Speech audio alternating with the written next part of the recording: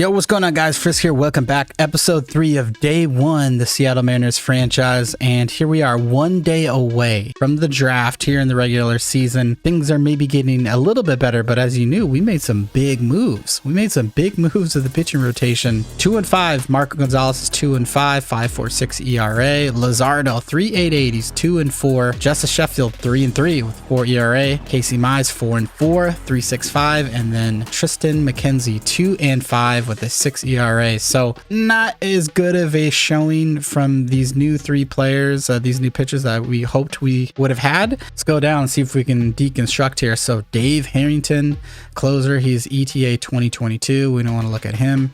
DiMaggio 2022 closer. Christensen 22 closer. Ooh, Jake Cash. This might be the #1 overall pick. 2023 ERAs, 21.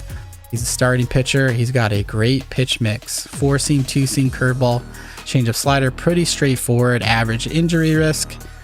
He's going to be a stud. 6'4", 202. Bata Luco, 2023 third baseman, 21 years old. Average risk, also plays first and left. Let's see, what is he looking at? He looks like above average contact and hitting, but really his claim to fame is fielding and arm. So Charles, not a good hitter at all, unfortunately. What about Elvis Soto? 4 pitches, pretty straightforward. This guy's actually going to be pretty good. 19, Puerto Rico, 5'11". Look at this guy. This guy's 75 potential. He's already 70 overall. 19. Oh baby, look at this. 80 potential versus righty, contact and lefty. Vision up there, discipline up there, fielding and arm is way up there. He can also play outfield. What is the speed? Slow. He's not slow. Got decent reaction. Above average power. Antoine Jarrell actually might be the move at 19. Who else is pretty good? So Florival. So he's looking pretty good across the board. He can also play outfield. He's 18 and his ETA is 2022. Geez, so remember that. Jim Florival, Antoine Jarrell are both really interesting. They show up as first basemen, but can also play outfield. Okay, so those are some interesting guys that jump out. So I think we're going to get into this draft. I want to get into the draft, and then once we come out of the draft, then I'll show you guys some of the players or how everyone's doing around the league and how we're doing in the M's lineup. Okay, we're going to go to the draft. 12th pick for us. Pirates have that first pick in real life. I'm really curious if they go with like Coomer Rocker. He seems to be someone that's going to go in the top 3 over at Vandy. But here in this, obviously we don't have real players. We don't have custom draft classes, so we're just going to roll with who we've got. Let's see how it goes. All right, so Jake Cash. So I was right. He went first. Elvis Soto second. Ruben Rodriguez, Favreau, Irving, Harrington. Okay, so a lot of closers off the board already. 1, 2, 3, 4. So let's look at ETA real quick here. Doty. So Chauncey Doty, his potential isn't 80 though. That's the only downfall. Oh, it looks like his stuff dropped a little bit. He doesn't have a secondary position either. So I don't think we're gonna go with him. We might try and grab him later though. Florival though. I 18 years old. He's 5'10", so a little bit smaller, a little bit undersized. Opposite field hitter. ETA 2022. High injury risk. Oh no. I don't think we can take a chance on him. We wanted Jarrell too, but his potential 75. But this dude's just gonna be a beast. So I'm wondering if we can try and get Jarrell for, do we roll the dice and try and get Jarrell for pick 2? Like, do we take someone like this? Franz Bataluco. Obviously, says the ETA is pretty good. He's a blue chip. I think he's going to be he's kind of like the best available blue chip. Arrival, Blankenship, we weren't impressed with. We'll take Bataluco first. Then we're going to try and do Jarrell or Florival next. All right, let's go back here.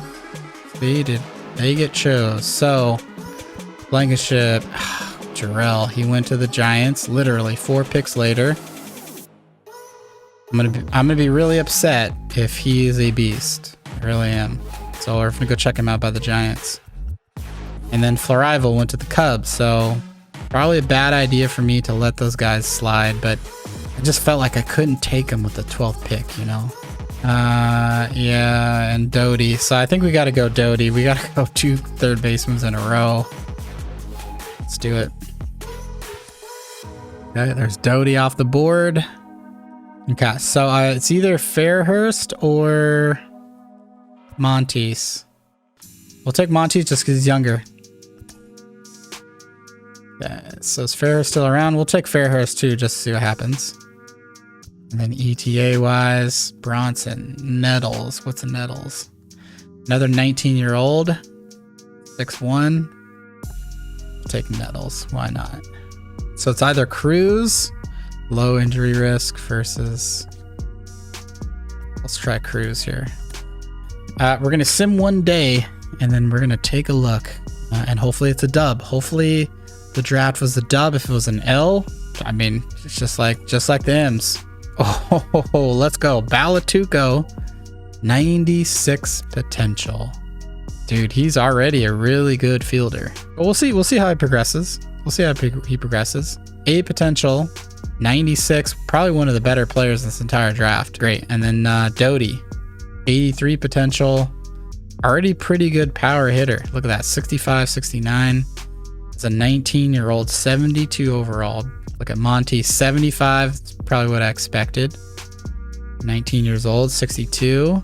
But yeah, I'm glad Fairhurst was around, this lefty. Look at that, 88, high 80s, 20-year-old Fairhurst. Only kind of L here. And then Cruz. I mean, I'm just surprised by Cruz. I don't know if he's ever gonna materialize because he's 21. He's 51 right now, and he's a B potential. But let's just go through and check out some of these teams. So there's Soto. Soto was a 2nd pick, and 91 overall, 19 years old, 90 stamina already. He looks short though. He's 5'11". Other names jump out. Blankenship. And we thought about taking Blankenship, 93, and then Padilla. We don't need a reliever though. Florival. Okay, so I don't feel bad about Florival, but dude's pretty good though. At 18, he's 70 overall already, 85 overall, which is not terrible. There's Jake Cash. And this is the #1 overall. Did Bataluco, is he the best pick of the draft? 96 potential. Oh man, could you imagine taking a 60 a D potential Fred Wales? He's already 75, which is great, but he seems to be declining. He already hit his prime in high school. Okay, and there's Anton Jarrell. We got lucky, guys. We made the right choice. Guillermo Huerta, here is a #1. He is 21, 98 potential, but I don't know if he's going to get there. But he does officially have the highest potential of the class. And then there's us. So, geez, we might have got one of the top 3 players in the entire class just like that. So, you know, I'm pretty happy with this draft. Everything said and done. Our team, let's look at how we are performing so far. Kalanick hitting 276, much better than he is in real life. Crawford, 179. He was hurt for a little bit though, so he's back in the lineup. Kyle Lewis, 175. Man, he is just not doing well at all. 611 OPS. That's pretty unacceptable here in his contract year. His potential went down to B. That's unfortunate. And so I think we'll have to adjust the lineup here to reflect that. Okay, so Seager, 272, Ty France, 284. Haggerty is actually doing okay, 254. We decided to keep him in, not make any big moves there. Let's see, just let the kid play, see what happens. Evan White, 219, Tom Murphy, 162, Dylan Moore, 239, Walton, 230, Terrence, 310 with 116 at bats. Okay. Nottingham, 222, Shedlong, 260, Joey Wendell, Tim Anderson, Mike Trout, all hitting over 300, Stevie Wilkerson. Defensively, Freddie Freeman, Rizzo, Bellinger, OPS, of course, Trout, 1100. So we got 3 people over 1,000. Randall Grichuk, what's he? 322 average, 639 slugging, 16 home runs. Yeah, geez, I was gonna say he's on track. National League, wow, Rizzo. Yelich, Bellinger, Story, Corsota's up there, Cuna's up there. Where's Harper? Yeah, Harper's still up there too. But yeah, this is a surprise. Rizzo here, 337, 11 home runs, 613 slugging. Jeez, Rizzo. We here, let's try this just for this one. Right, so Zoom is what I've been hearing a lot of people talk about, and I haven't played it, so we're gonna try it here. We're gonna see if this helps us at all. Iglesias is going right at us, by the way. Oh, just under it. Yeah, so this is way easier to read. But I just like the look of retro. I really do. I also like the look of MLB The Show 16 camera. Yeah, so here's MLB The Show 16. I also think this looks clean too, and it's a little bit easier to read. But man, he has not thrown a ball yet. We gotta be on time here. Gotta be ready to go. Look at that, just there. Yeah, we might try 16 a little bit. Retro might be a little bit too tough.